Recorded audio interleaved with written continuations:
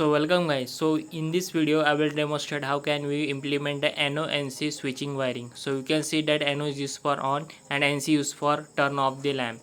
So I am implement and simulate this circuit in circuitwizard software. So now I am simulating this switching system in DC power. So first of all we need the two types of switches, NO and NC. In switches section you have to drag the first two switches, NO and NC, where we rename it with NO and NC. Then third component is relay. So here I am using a SDPT relay and imported the lamp, also a DC power supply. Now first of all we need to connect the ground, that is minus, to the bulb, which is correct normally. Now the switching factor is between the relay. So input from the battery is connected to the relay where is the common point, and third is the normally open point which is connected to the entry point of the bulb. Now this relay is activated when we supply the DC power to it. So the polarity of relay as shown in video.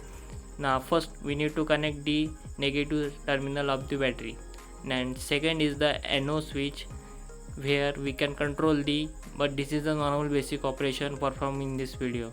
Now you can see that when I press the NO button, the relay turn on and contactor attract the normally open terminal. So in this way, as relay on, the load is turned on, but this is not a holding position.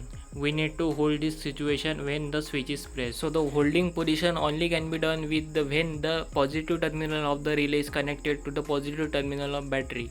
So notice when we press the NO button, the normally open terminal of the relay got the positive charge. So at this point we connected this positive terminal of relay to this positive charge, but we place a normally connected button between this terminal for turning off the process. As you can see, I am turned on the process. Now it can be able to hold the position. This is due to positive charge availability. Now this positive charge can be interrupted by pressing by this NC button. As you can see, I press the button, the connection is disconnected and relay releases its connection. Now to start the process again, we need to press again NO switch, and this process will repeat again and again.